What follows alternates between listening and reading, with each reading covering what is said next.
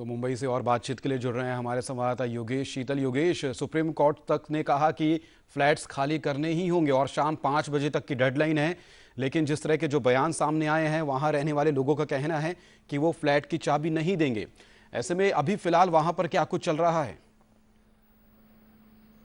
देखिए, फ्लैट की चाबी जहां तक दिए जाने की बात है तो इसमें एक नया जिसको बोलते हैं एक नई चीज़ सामने आई है। वो ये है कि इन्होंने एक 14 पॉइंट का एक लेटर बीएमसी को सबमिट किया है, जिसमें ये कहा गया है कि उनको ये आश्वस्त किया जाए कि आने वाले समय में किसी भी जो इलीगल फ्लैट्स हैं उनको रेगुलराइज नहीं किया जाएगा। इसके अलावे जो ये फ्लैट्स हैं, अगर डिमोलिश होते हैं इनकेस, तो जो लैंड है इस पर इनका जो वो अधिकार है वो बना रहना चाहिए। इसके अलावा और भी कई महत्वपूर्ण बिंदु हैं जो इन्होंने अपने लेटर में उठाए। इस वक्त मैं आपको यहाँ की कुछ महिलाओं से बात करवाना चाहूँगा कि देखिए, चूंकि जैसा कि आपने कहा कि सुप्रीम कोर्ट इंटरवेंशन करने से मना किया, लेकिन जिस तरह से पॉलिटिकल फिगर सामने आ रहे हैं, राज ठाकरे ने कहा, इसके अलावा जो सर कोकिला है लता मंगेशकर, उन्होंने ट्वीट किया है, तो एक तरह की जो जिसको बोलते हैं बिल्कुल नाउम्मीदी है, वो अभी भी पूरी तरह नाउम्मीदी का बादल इनके ऊपर नहीं है, क्योंकि जो जिस तरह से पॉलिटिकल फिगर सामने आ रहे हैं, इन लोगों के बीच अभी भी उम्मीद बची हुई है। आइए कुछ महिलाओं से बात करते हैं। मैडम, आप बताइए कि क्या लगता है कि क्योंकि सुप्रीम कोर्ट के ने किसी भी तरह की राहत नहीं दी है, बीएमसी अब प्रीमाइसेस पे अंदर आने को है, क्योंकि जो चाबी का जो समय सीमा थी, जो अल्टीमेटम था, वो खत्म हो गया है, तो आशियाने को छोड़ने पर क्या विचार कर रही हैं आप लोग?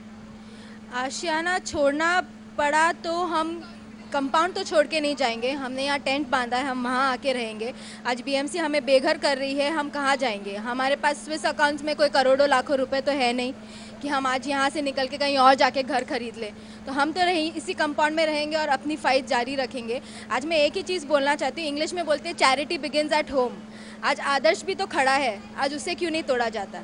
आप कहते हैं कैंपा कोला को तोड़ के आप बॉम्बे में मिसाल कायम करना चाहते हैं कि इलीगल फ्लैट्स नहीं रहने देंगे, तो आप आदर्श से क्यों नहीं चालू करते? आप पहले उससे तोड़िए, वहाँ तो कोई रहता भी नहीं है। यहाँ आप लोगों को उनके घर से निकाल के, उनको बेघर करके उनका आशियाना आप तोड़ना चाहते हैं बीएमसी वाले, तो पहले आप आदर्श से क्यों नहीं चालू करते?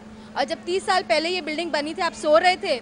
आज हमारे कंपाउंड में एक डेथ हुई है पिछले हफ्ते, उनका फ्लैट उनको बीएमसी ऑफिसर ने, उनके फ्लैट की डील बीएमसी ऑफिस में फाइनल हुई थी।